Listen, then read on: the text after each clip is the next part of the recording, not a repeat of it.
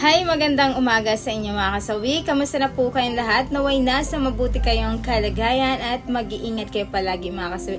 At syempre balik topic tayo na ano ang tatlong dahilan. Bakit nga ba hindi tumatagal kapag LDR ang relasyon? Ang una mga kasawi is natutukso sa iba. Lalo kapag kadalasan na malayo kayo syempre sa inyong relasyon sa isa't isa. Talagang hindi naiiwasan ng magkarelasyon na minsan ay natutukso sila sa iba, lalo kapag meron silang nakikilalang iba, may nakakasama silang iba, lalo kapag madalas na nag-hangout ang isa or isa ninyo na magkapareha, hindi naiiwasan na natutukso kayo sa ibang tao, lalo kapag nakikita mo ang ganda ng ng bago mong kakilala ay kadalasan ay natutukso talaga. Ayan na yung ating una na dahilan. Ang pangalawa mga kasabis, hindi na kayo na nagkakasama. For example, kayo ay nag-aaway na jowa, syempre kadalasan naman yan nag-aaway kaya hindi kayo nagkakaintindihan, tapos yung ending ang hirap ninyo ayan na mabigyan ng solusyon ang inyong mga problema kasi nga malayo kayo sa isa't isa. Hindi kagaya na kapag malapit kayo ay talagang pwede mong puntahan ang jowa mo or asawa mo, pwede kayo na magkaintindihan. Pero kapag kasi malayo kayo, isa yan talaga na napakahirap na magkomunikasyon.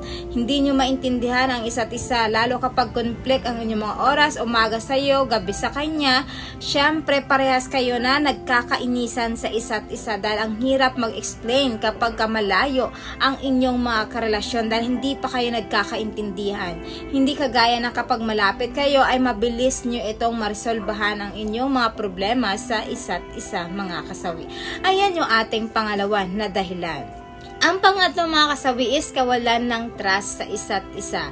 Alam nyo ba kapag nagkakaroon ng lamat ang inyong relasyon sa malayo, nahuli mo ang iyong misis or nahuli mo ang iyong mister na merong ka-chat na iba or ka-text na iba. Syempre ikaw, kahit na wala na siyang ginagawa, nagbago na siya, ay nagkakaroon na kayo ng trust issue. Hindi mo na siya pinapaniwalaan pa sa kanyang mga sinasabi sa iyo. Kaya kadalasan ang ending kapag nag-aaway kayo, ang gusto nyong dahilan ay magkakahiwalay na lang kayo kaysa naman parehas pa kayo na mag-iisip dalawa, nahihirapan kayo. Kahit na mahal nyo yung isa't isa, kadalasan kapag nawalan yung trust issue ay nawawala ng unti-unti ang pagmamahal nyo sa isa't isa mga kasawi.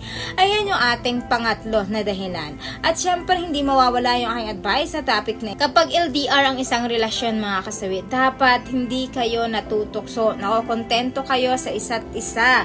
At and then kapag hindi kayo may pagkakaintindihan or pagkakaunawaan, kailangan pag-usapan ninyo. Huwag kayong matulog na magkagalit. Huwag kayong matutulog na hindi kayo nagkakaayos para naman kinabukasan ay maging maganda na ang inyong relasyon mga kasawi at talagang hindi hahantong sa paghihiwalayan. Kailangan magkaroon kayo ng trust sa isa't isa kasi napaka-importante yan sa isang relasyon lalo kapag ka-LDR para naman mananatili ang inyong tiwala sa isa't isa at humaba pa ang inyong pagsasama. Yun lamang po mga kasawi yung aking advice. Salamat sa patuloy na pagsuporta niyo sa akin sa walang sawang pag-share at pag-comment. Sa mga hindi pa po nakapag-subscribe, pwede na kayo mag-subscribe, pwede na kayo mag-follow para updated kayo sa topic ko araw-araw. Magandang umaga.